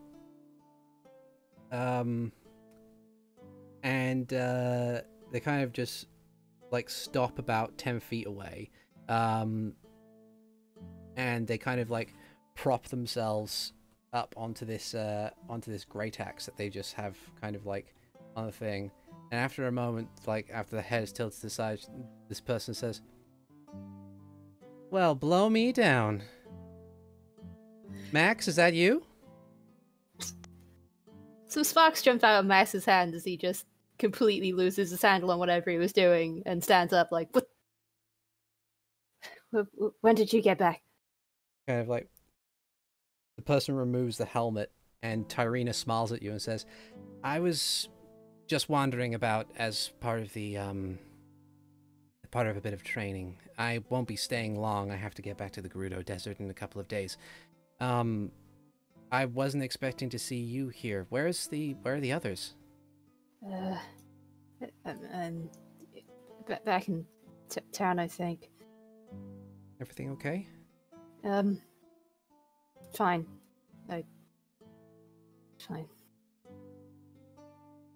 Like it's she doesn't need insight to see this very clearly not fine. He kind of like lies a bit. Says,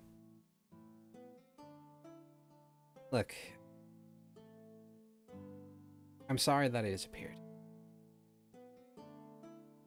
I felt like I had to because I was not strong enough. I didn't finish much of my training, and I had to go back and finish it to make sure that if things happened again, I would be prepared.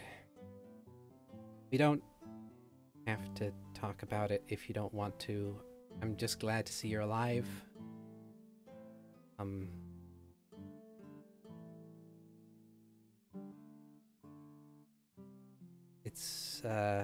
It's good seeing you again. And she just kind of awkwardly stands there for a while and says, "It's glad you're alive too.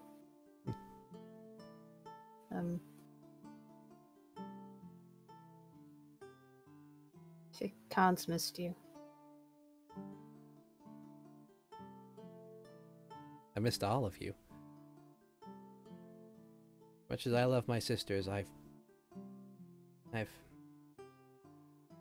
it's not been the same.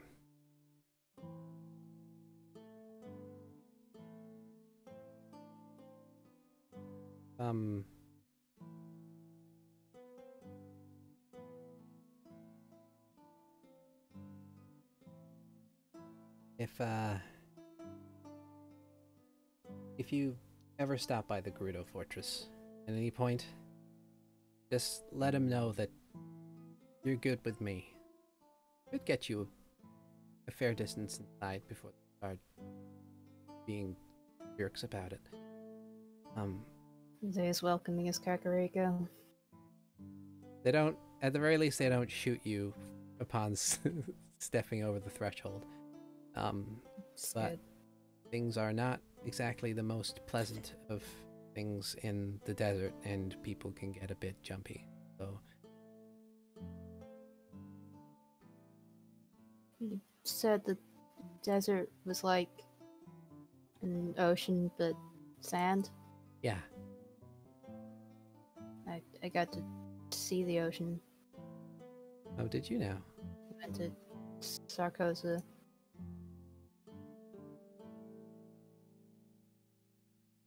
Yeah.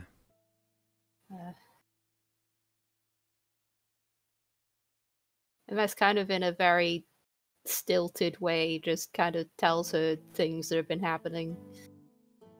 She listens intently, and like asks questions excitedly, and talks about like kind of is like there is a range of emotion. Sadly, her own stories are not as exciting. Also, when Max gets to the end of what happened under Castletown, he just abruptly stops when he says that his spells got cast back into him, and just the jaw kind of tightens. Yeah. She kind of nods a bit, and after all that, it just kind of says, "I'm glad that you guys are together, all of you. I will admit I'm not exactly. I haven't been around as much as I would like to, but from what I gathered from all of you, you all certainly are some of the best people I've ever met. I'm glad you're sticking together, because there's a part of me that feels like you need each other in a way."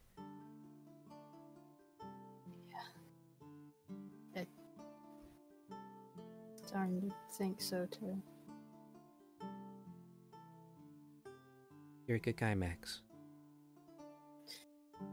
For now. It'll take a lot to change my mind on that, I can assure you.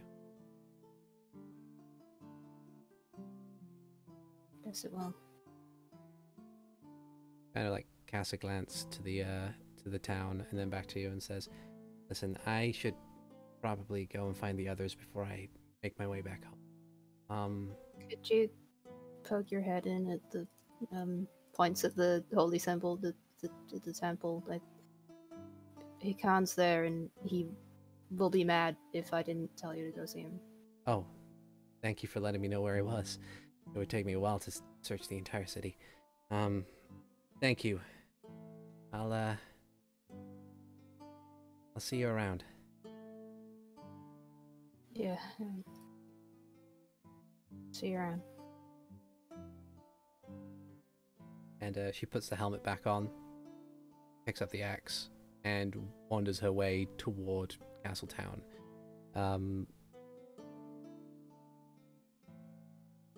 There's kind of this brief moment of just where you're kind of sitting situated by yourself for a bit. No one else comes to find you. Like, you get word later that Maxwell tries, but he doesn't know this place as well as you do, so he like gets lost once and then returns back to where he's currently staying. He spends most of his time training with Uriel as best he can. Tyrina, for her part, does come and find each of you that she can find in the time period that she's there. She spends a lot of her time basically just talking to you about your previous adventures. The first thing she does, she does the whole "well, blow me down" bit. That's like it's clear she's trying to make it her catchphrase. It's not going well. But she says that to pretty much every one of you except for Hikan, who she just takes off the helmet, goes up and gives him a big hug. Could you make a stealth check for me, please? Okay. All right. Let's see how this goes. She's got disadvantage because she's wearing plate. I rolled a 4 on the die, so good luck. Well, she is proficient in stealth. I mean, I guess she is a Gerudo, so. 18 plus 5 versus 60. Yeah, that was a hot rolls. So somehow, in spite of the plate mail, she does sneak up on you somehow. Just kind of wraps her arms around you with a bit of a clatter. And then like Hikan just sits there and returns the hug. I mean, it's nowhere near as strong because she has silver gauntlets and my strength's only 12, but yeah, it is the best that I can manage. Yeah. He just kind of hugs you tight and says, "Hey there. Hey, are you I'm doing sorry. okay? Yeah. Doing good. Better now, but yeah. Cool. Good. Yeah, good. Glad everything's going good. It's really good to see you. Have you seen the others yet? I saw Max outside of town. He's just relaxing a bit. He seems tense. Yeah, that makes sense. Trying to help him, but I'm a bit busy learning things and stuff right now. Did Max tell you like all what we did? And like then Hikan will go forward and he'll be all like, and then like that's where I got the javelin, and it like makes lightning and things, and it's really cool. And he'll share some of the lower points too, where he kind of takes things a bit more to heart. And where he pauses, especially if he's the second person that Tyrina's seen, is he'll sit down at one of the pews and kind of pat next to him for Tyrina to sit for a little bit. And then he will explain and talk about the Arbiter and meeting him in Zora's domain. Okay. Kind of Whereas Max is probably in order. Hikan's more just kind of like jumping back and forth between things that he remembers. That's very exciting. Despite having been told the story once, she doesn't interrupt you. And when you mention the Arbiter, she does kind of get a bit grim.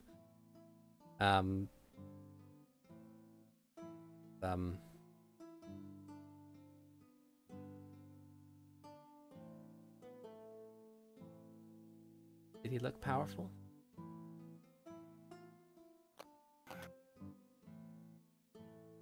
I mean, lots of the people that we fought are powerful. There was a statue that like made me stay still for way too long. I don't think that we could have beat him at that time. I don't know about now. I am. Oh. He kind of teleported a while. Not the Arbiter. This is another guy. But now you know what the Arbiter looks like in case, stuff happens or he goes over in that direction.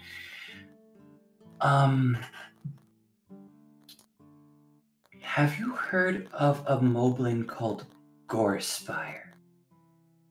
She thinks a moment, and then shakes her head. Don't think I have, no. I haven't really met many moblins, except for the one that was with Brixton. Okay. He's got something that I'm supposed to get. It's in his axe. It's a medallion, and it's got a little lightning bolt in it. He's strong. He ripped a hole and walked through it and was gone. Oh. I don't know. If you could send a message if you see or hear anything here, I would be very grateful. Of course. I'll keep an eye out for him. Thank you. But yeah, it's good to see you again. I think last I heard Renji, he was going to be doing a lot of paperwork. Did you want to see him? I could see if we could go to the castle and see if we can, yeah, get somebody. Okay. That might be a good idea. And she joins you in finding Renji, whereupon she does and she says her desired catchphrase, and but she acts a little bit more formally with Renji, given most circumstances.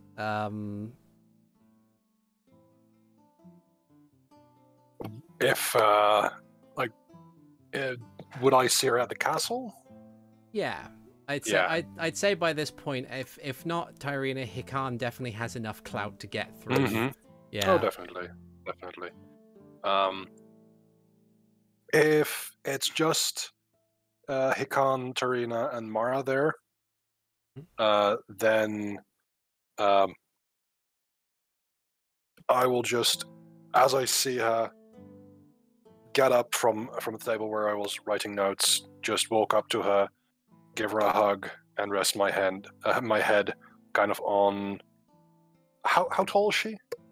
She's pretty dang tall. Because she's a Gerudo and a hench Gerudo as well. Yes. Like she's big. She's big. I think she's like 7'1".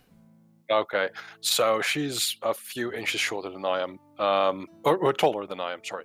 Okay, I was gonna say Jesus. Renji is 5'9", so okay. 4 inches. Hikan, and Hikan's got 3 inches on you. So. Okay. 6'1", you said, right? 7'1". Oh, 7'1". Then she's big. Much difference. Okay, then yeah.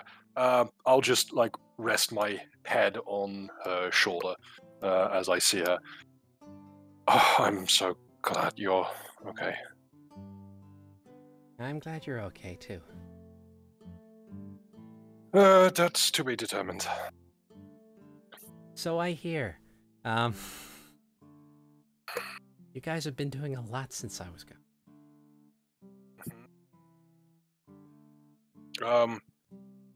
Does this happen before or after I went to Uriel?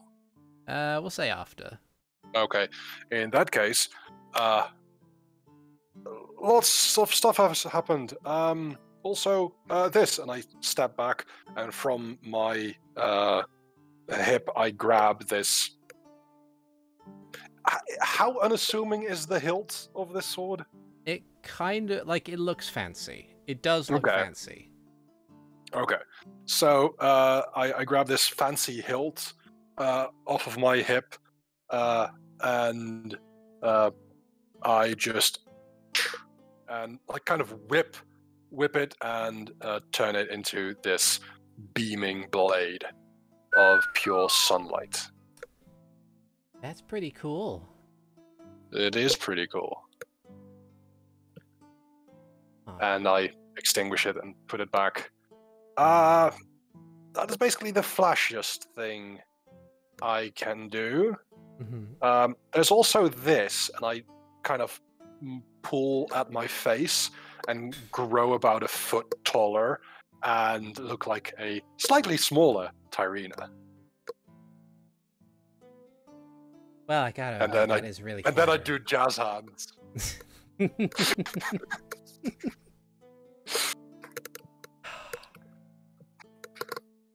guys So have yes, done really good. I've got some magic tricks. Yeah. And then turn back into just plain old Renji.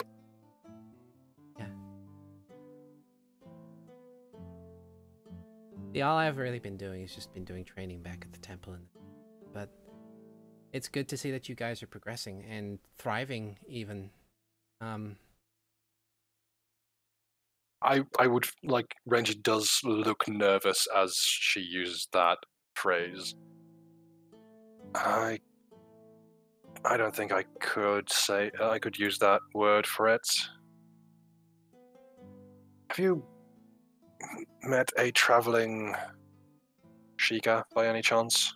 traveling Sheikah.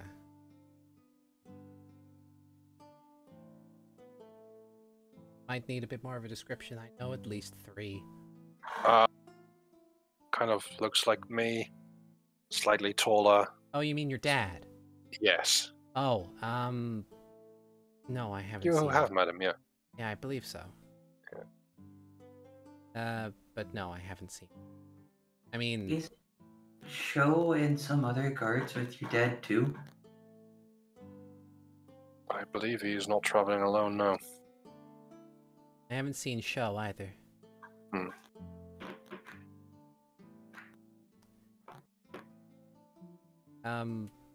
Yeah, she kind of hangs around for a bit.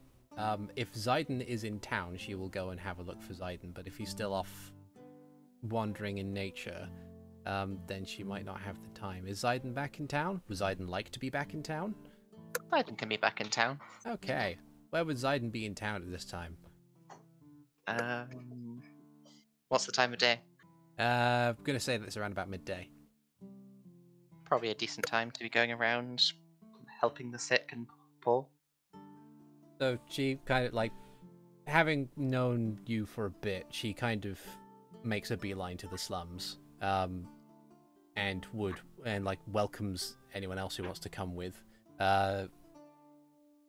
And she kind of sees, like, as she sees you going to work, she kind of leans against one wall and, like, waits for you to be done.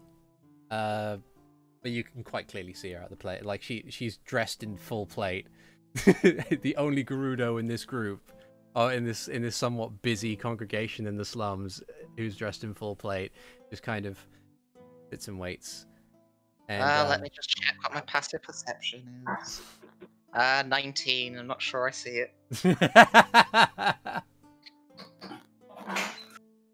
But as you get done,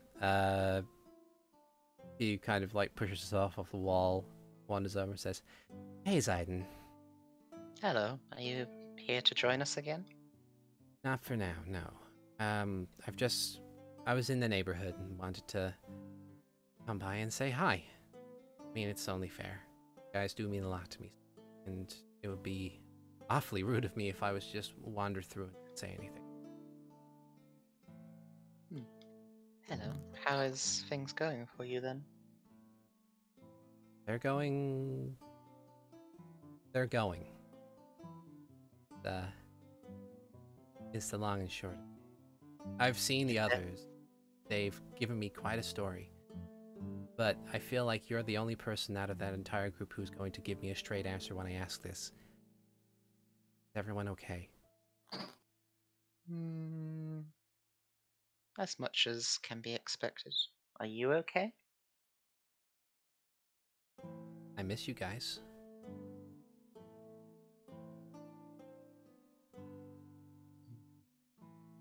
We miss you too. Kind of rough. But I can't stop until I know that I'm finished. Is this a thing you must do alone? Yeah.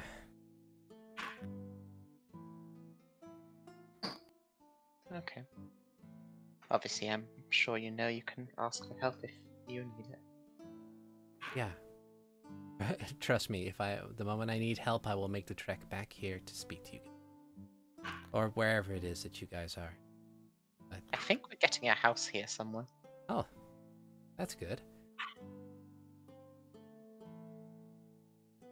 I don't know more details than that. That's fine. Okay.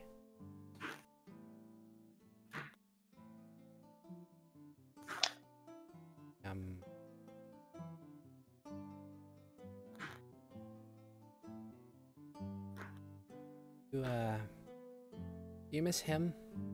Miss Simeon at all? Somewhat, but I imagine it's a bit different for myself than it is for the others. Guess so.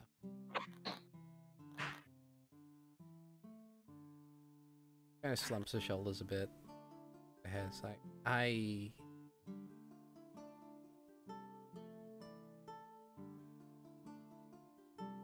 haven't stopped thinking about all of you since I left. Hard.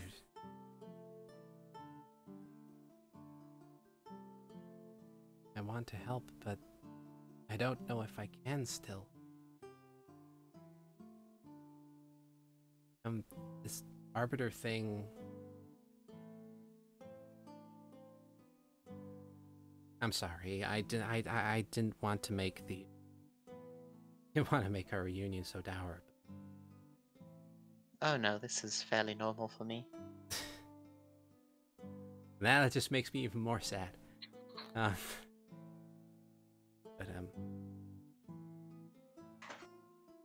thank you. Taking care of them. Certain. Are you planning on leaving soon, or are you going to stay long enough for a meal? I only had a couple hours to spare. I need to get back to the days. What is it you are doing? Training. When I met everyone, I had not finished my Paladin of Etheria, and then I got sucker punched by something that I should be. I realized that.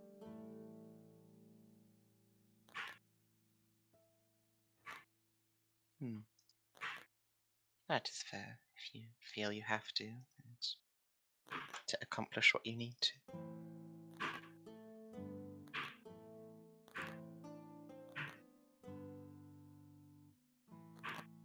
Kind of like, she does make idle small talk about things that she's been up to.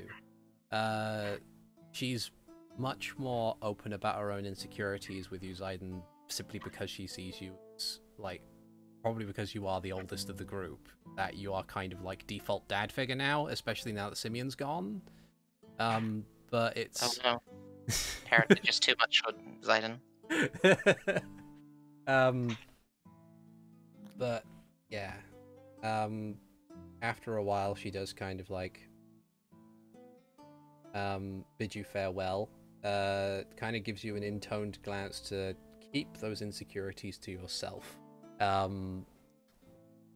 Sidon will nod and offer her a good berry for her journey. She will gladly take the good berry for her journey. And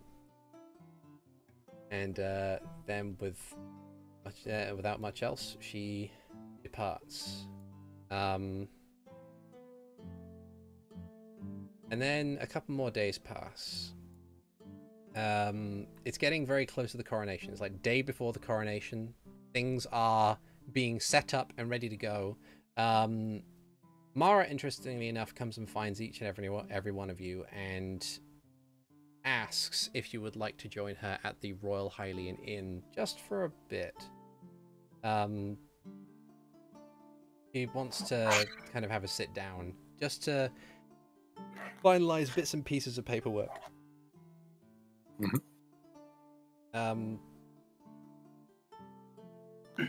And so I wasn't sure.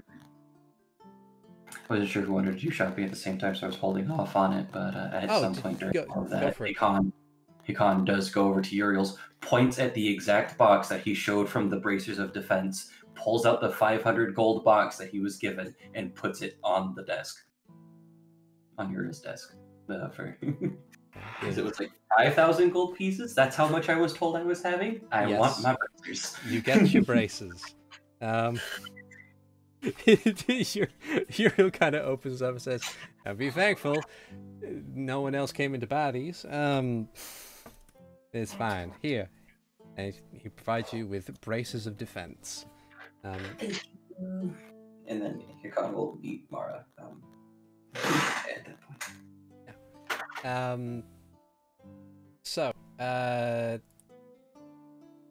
Mara sits down with the rest of you, kind of like, she has a stack of paperwork to one side, her book to the other. She's already ordered some food that is onto the table for you to enjoy, but she has none for herself as she kind of just goes over some of the paperwork. She kind of just clarifies each of the details that goes with what you've currently been up to. And then she gets to the last piece of paper and says, "Okay, so normally normally a lot of these jobs are done by one person, so it's easy to sign their name, but we only have the one line. I just want to clarify, what are we calling ourselves?" I believe we had decided on Storm's Eye. Kind of scribbles it down. I glance at the others to see if there's any disagreement or other opinions. No, that sounds. Because simple. if so, I would no. Max has been kind of just staring at the desk this entire time. Kind of nods and writes down the name and says, "Okay, I just need you guys to sign in this blank space down here. Put your names on. That should be all the paper to do. Everything that we know about the hotel." I take it, and we'll probably, just to be thorough, sign. Yep. And also, in ink, press down my signet ring for verification. And then just take a handkerchief and clean my ring. Slide down to the next. Okay. Mine's it next.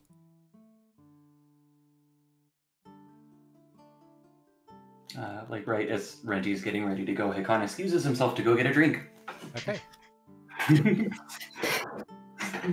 Max will just put his usual draconic scribble somewhere near the line, and then just shove it next. Sidon will read it. Okay. It seems pretty on the correct account of everything. At least the last page kind of just dictates everything that needs to be known. Okay. Assuming it's all good, he will then sign it. Also, since Tyrina interrupted my downtime thing, I was also gonna buy 500 gold's worth of books. Okay. Just books. Yeah, Just any kind of that's- books? that's ones that are, you know, different from each other. Yeah. Unique books, but still, yeah. Yeah, you easily acquire Random 500 gold's unique worth of books. books. Excellent. I'm imagining you going to a bookstore that's struggling with its finances. They're having a long conversation about how they might have to shut down. And you just burst in the door and say, "I want books." Doesn't say anything. Goes around the shelves, picks up like one of each book, and is like, "These, please." Please. The book is 25 gold pieces. That Hmm. is for 20. Wow, yeah, 12 bucks. Hmm. Yeah. Sweet. Actually, it was 800 from the gold, wasn't it? Yeah, 800 plus the 5,000 you each got. It would be 800 then. 800 gold worth of book. Yeah, Um, and they're all in the haversack. yeah. Okay. Max's stress adding to his hoard. Yeah. Okay. You slide it next. You've inside and you sign it. And then goes to Hikan. Hikan, like, writing letters to people who know that he can't do things is one thing. Writing letters to people who are important are another thing. These are his friends, so he's going to try to hide it. Okay. With a 20. Nice. But he does his best to it's the K's backwards. Yeah. But, yeah. Okay. And then he just quickly shuffles it tomorrow. Okay. If Renji notices, he would probably just think, "Oh, that's an interesting personal affectation." Yeah, Mara takes it, glances over, makes sure all the signatures are in order, doesn't raise a fuss about anybody's signature, and then puts it away, and then, like, she lowers her pens for a moment, placing, kind of leaning her elbows on the table. A small smile graces her lips. You know, I always wanted to go adventuring. I spent so long cooped up in my own space, and then all that time in the library, I guess I never had much of a chance of getting out to places. But when I would try and make the effort, I was scared. I'm not sure what compelled me to join you guys when the offer was made. Maybe I thought at the time I needed to face my fears and just do it, and hey, I'll be with people. I know I haven't been the most fearsome fighter, or all that useful, but thank you Nonsense. for letting me tag along. I hope you don't mind me sticking around for as long as this thing goes on. I don't know what the new king has in mind for all of us, but I know we'll be able to take care of it, right? Of course. Renji's holds up his mug of whatever they're serving and says, "You belong here, just like each and every other one of us. You're part of the Storm's Eye." I mean, like, sure, you didn't fight, but you had plenty of potions on Snowhead that helped Renji and I, and you also are the only person among us that can speak that weird angel language anyway, which helped us in Sarkosa. And on Snowhead. Yeah. And, like, yeah, you don't need, like, I know it means probably very little coming from me specifically, but you don't need to punch good to help out. There's other ways to do it. And besides, I think we all gained some new skills and figured out some new stuff during this, so whatever comes our way, we got it. Yeah. Thank you. And you kind of her eyes glance out the window for a moment, and then kind of smiles a bit. Says, "Hey, can you guys do me one more favor? Whatever it is. Cool. Come with me." And she gets up and leaves the inn. I glance at the others and then pack up and follow. She leads you outside, and you see, like, in the midst of them preparing all these different stands and stuff, there's one guy who's kind of standing. He's got this weird box in his hands, and like, it doesn't look like a uniform box. It kind of looks like it has like a kind of springy bit at the front, and he's looking around, and Mara goes up to him, and they have a bit of an exchange before she returns to all of you, and the guy with the box turns and says, "Okay, right. So, I want you to do me a real solid, all right? I want you to stand in a line and look to me and smile, all right? What? Just stand in it. Hold on." And like, he comes out. Is this something that Renji is aware of? Make Oh no, he's gonna a steal our souls. history check. History check. Okay, +6. Here we go. Oh, darn it! It doesn't load for some reason. It going to have to do the old-fashioned roll20 way. If that wants to load. Oh boy! Oh boy! Oh boy! Oh boy! Roll20 did have a bit of a blip a little while ago. Yeah, it did. Yeah. And apparently I haven't... This is going to have to be a +1 more because I haven't updated my sheet Okay. since... So 13. It's at 13. You think you've heard of instances where people have been able to make devices or use devices, like it's a very rare thing, but there are people with devices that are able to take real-to-life images. Like, it's almost like an instant sketch artist. I just get the biggest grin and say, just do as she says! He kind of goes up and like arranges you in all different spots. And he like stands back a bit. He's like, "Okay, all right." And he lifts the thing, puts his face behind it, and kind of, you can see like there's a glass disc at the front. He says, "All right, okay, so hold where you are, and on 3, I want you just to say cheese. All right, 1, 2, 3. Cheers. And he like pulls a lever on the side of the box, and there's a bright, blinding flash, and a sound. At which point he kind of lowers it, like you blink the lights out of your eyes. Mara goes over Blinded for 1 round. yeah. Mara goes over to him, and then they kind of talk a bit more, and he like takes something out the back of the device and hands it to her. And she kind of looks at it, and then you can see the smile growing on her face, says, "Thank you, that's perfect." And she hands him like a fairly hefty pile of gold. And then comes back over to you guys and says, "I thought that we could use this for our memories." And she shows you this. Oh, that is nice.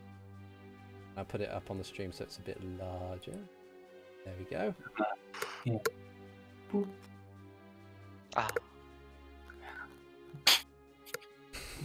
That is wonderful. So this was, I commissioned this from Acrylic Ink Arden, who has previously done pictures of Mara and Tyrina, and I was trying to do it as stealthily as possible. This has been prepared for a while.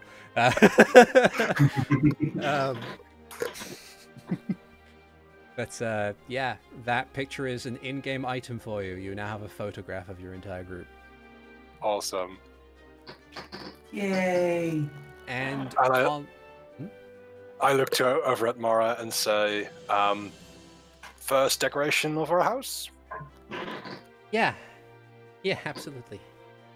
And with that, I think what we'll do is we'll end the session there, since we've gone over our usual time. But thank you, everybody, for listening to what is effectively Chapter 1, or like Arc 1, maybe Arc 2, don't know, of Hyrule Chronicles, Legend of Zelda D&D, Dungeons & Dragons thing that we stream and podcast. I am Articulate T, the Game Master, and as always, I have had Renji Vox being played by the Nether Lad. Thank you very much for listening, and we love you very much. I have had Hikan Sio being played by Avrdal. Thank you guys for listening. I have had Zayden Shari being played by RoboPirate. Goodbye. I have had Max being played by Keistrith. Thank you, everyone. And we'll see you guys next time. I don't know whether or not the next usual time we'll be doing this will be having a bit of delay because it's like the Monday after Christmas. So I'll be here. Same. I will be available until otherwise stated. So. But in the meantime, thank you guys, and we'll see you next time. Bye-bye. Bye. Bye.